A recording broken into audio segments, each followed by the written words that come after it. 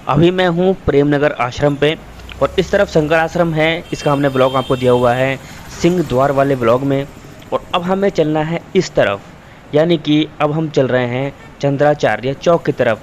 तो आज का हमारा ब्लॉग इसी वाली चौक को एक्सप्लेन करने के लिए होने वाला है।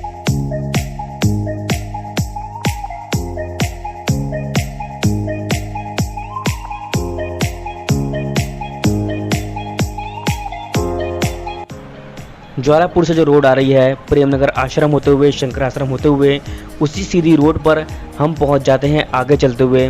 और यही अगर हम सीधे निकल जाते हैं, इस समय हम जिस स्थान पर हैं, अगर हम यहाँ से चलते हुए सीधे की तरफ चले जाते हैं तो हम हरिद्वार रोडवेज और हरिद्वार रेलवे स्टेशन पर पहुँच जाएंगे।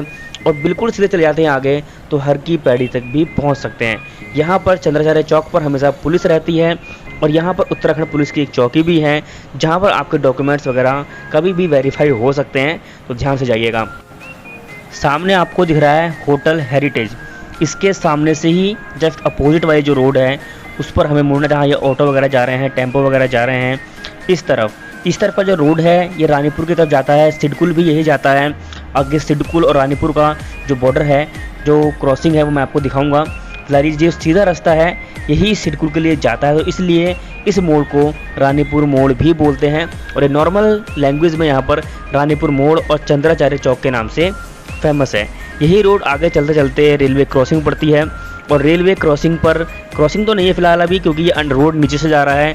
तो ऊपर से हमारी ट्रेन की पटरी जाती हैं और नीचे की तरफ से हमारे जो वाहन वगैरह हैं वो सभी चले जाते हैं। जैसे कि आपको सामने दिख रहा है ये जो अंदर का गैप है, जिसको हम बोल सकते हैं अंडरपास वगैरह, तो यहाँ से हमारा जो रोड है वो चल रहा है और ऊपर की तरफ हमारी जो ट्रेन्स वगैरह हैं वो चल रही हैं।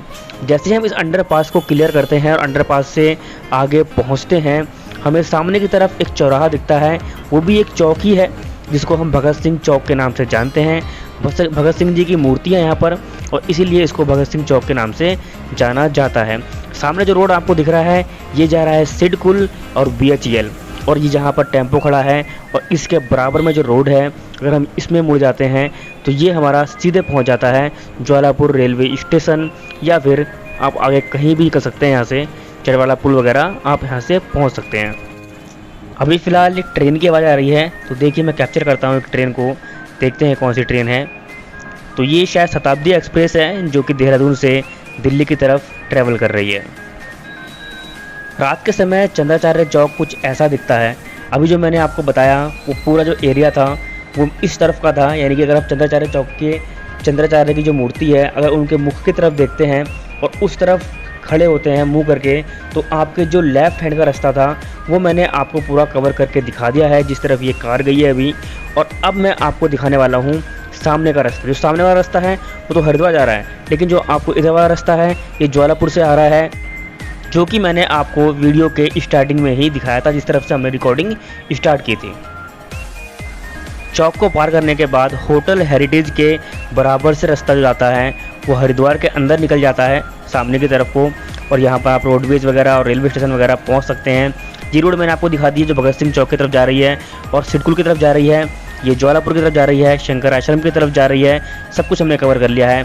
अब हम बढ़ते हैं इस रोड पर, जो कि अब साइड में बची है। जो हमारे चंद्राचार्य जी की मूर्ति है उसके राइट हैंड में जो रोड है उसकी तरफ हम बढ़ रहे हैं, और ये रोड हमें लीड करता है दिल्ली देहरादून हाईवे की तरफ। आप यहाँ पर निकलते हैं तो आप सीधे हाईवे पर पहुँच जाएंगे और आप वहाँ से हाईवे पकड़ के आराम से रुड़की, दिल्ली, सहारनपुर, जहाँ मर्जी आप जाना चाहते हैं वहाँ जा सकते हैं, या फिर आप इधर देहरादून, ऋषिकेश, नजीबाबाद या यूपी में एंटर हो सकते हैं बिना किसी दिक्कत के।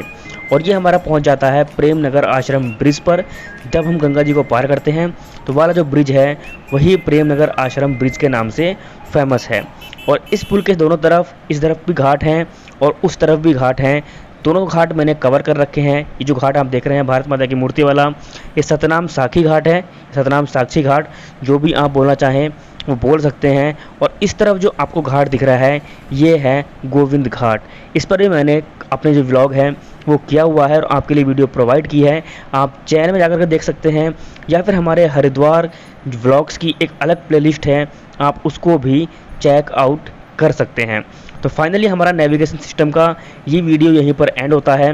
और उम्मीद करता हूँ कि आपको समझ में आ गया होगा कि चंद्राचार्य चौक इतना इम्पोर्टेंट पॉइंट क्यों है, इसको हम रानीपुर मोड़ के नाम से भी जानते हैं। तो आप समझ सकते हैं। अब आप अगर कभी हरिद्वार में आते हैं तो आई होप कि आप बिल्कुल भी नहीं घबराएंगे कि आपको किस तरफ मुड़ना है, कैसे जाना है, और मैंने आपको इसके बिल्कुल लाइव दर्शन करा दिए हैं कि आपको कैसे कैसे चलना है और कहाँ कहाँ के लिए आपको मुड़ना है, कहाँ ट्रैवल करना है, ऐसा है वैसा है सब कुछ। फिर भी कोई डाउट बचता है आपके मन में इस रोड से रिलेटेड, इस चौक से रिलेटेड, या फिर हरिद्वार में किसी भी चौराहे से रिलेटेड, तो आप नीचे कमेंट बॉक्स में ड्रॉप कर सकते हैं।